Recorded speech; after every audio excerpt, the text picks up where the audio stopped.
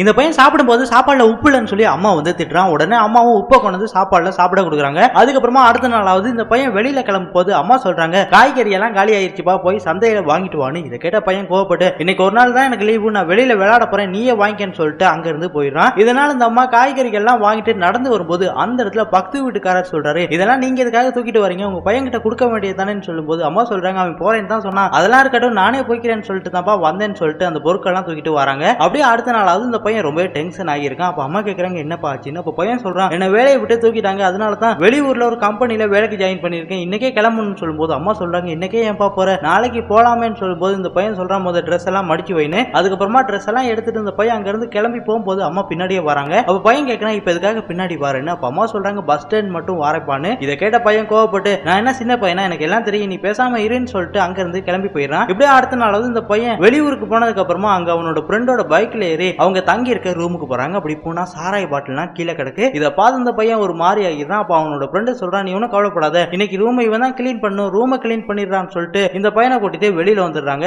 அதுக்கப்புறமா அடுத்த நாளாவது இந்த பையனோட அம்மா வந்து கால் பண்றாங்க. அப்ப பையன் கேட்கறான், அது யாரோட நம்பர்னு. அப்ப அம்மா சொல்றாங்க, என்னோட மொபைல் ரிப்பேர் ஆயிடுச்சு தானேப்பா, அதான் பக்கத்து ஆண்டியோட மொபைல கால் பண்ணேன்னு சொல்லும்போது பையன் சொல்றான், இப்ப இதுக்காக போன் பண்ணனு. அப்ப அம்மா சொல்றாங்க, நீ போனோடனே போன் பண்றேன்னு, ஆனா கால் பண்ணல, அதுதான்ப்பா எடுத்தேன்னு சொல்லும்போது இதை கேட்ட பையன், அதுக்கே அழுகிற போன பையன், தேவைப்பட்டா நான் எடுக்கிறேன்னு சொல்லிட்டு அம்மா வந்து திட்டுறான். இதை கேட்ட அவனோட ஃப்ரெண்டு சொல்றான், அம்மா தண்டா எதுக்காக இப்படி எல்லாம் திட்டுறேன்னு. அப்ப பையன் சொல்றான், எந்த நேரம் போன் பண்ணி என்ன சாவடிச்சு இருக்குடா, உனக்கு சொன்னா புரியாதுன்னு சொல்லும்போது இந்த பையன் சொல்றான், அதெல்லாம் உனக்கு போக போக புரியும்னு சொல்லிட்டு இந்த பையனை வந்து கூட்டிட்டு வரான். இப்படியே ஒரு வாரம் கழிச்சு காட்டுறாங்க. இவனோட ஃப்ரெண்ட்ஸ் எல்லாம் சொல்றாங்க, இன்னைக்கு நீ தான் சமைக்கணும்னு. இதை கேட்ட இந்த பையன், எனக்கு புரியலன்னு சொல்லும்போது அந்த பையன் சொல்றான், நீ வந்து ஒரு வாரம் ஆயிருச்சு, இந்த ஒரு வாரம் வரைக்கும் இவன் தான் வீட்டு வேலை எல்லாம் செஞ்சு சமைச்சு தந்தான், இப்போ உன்னோட டைம் வந்துருச்சு, அதனால நீ தான் எல்லா வேலைகளையும் பாத்துக்கணும்னு சொல்லும்போது இந்த பையனும் சரின்னு சொல்லிட்டு அவங்களுக்காக சமையல் பண்ணி சாப்பாடா கொடுக்குறான். அதை சாப்பிட்ட பசங்க, உன் சாப்பாடு நல்லா இருக்குடா, இவ்வளவு நாள் ஏதோ அரைக்குறையா சமைச்சு சாப்பிட்டோம், உனக்கு இப்படி சமைக்க யாரு கத்து கொடுத்ததுன்னு சொல்லும்போது இந்த பையன் சொல்றான், அம்மா தானே. இதை கேட்ட பசங்க, உன்னோட அம்மாக்கு நாங்க நன்றி சொன்னோம்னு சொல்லுன்னு. அதுக்கப்புறமா அந்த பையனும் அவங்க சாப்பிட்டு வச்ச பாத்திரத்தை எல்லாத்தையுமே கழுவ ஆரம்பிக்கிறான். அப்படியே அவனோட ட்ரெஸ் எல்லாம் துவைச்சிட்டு இருக்கும்போது அப்பதான் அவங்க அம்மா அவனுக்காக எவ்வளவு கஷ்டப்பட்டு ட்ரெஸ் துவைச்சாங்கன்னு சொல்லி புரிஞ்சுக்கிறான். இதனால அந்த பையன் அழுதுக்கு இருக்கும்போது அவனோட ஃப்ரெண்டு வந்து கேட்கறான், என்னப்பா ஆச்சுன்னு. அப்ப அந்த பையன் சொல்றான், என்னோட அம்மாவை ரொம்ப நான் காயப்படுத்திட்டேன், இப்ப எங்க அம்மாவை பார்க்கணும் போல இருக்கு, என்ன பண்றேன்னு தெரியலன்னு. அப்ப அந்த பையன் சொல்றான்,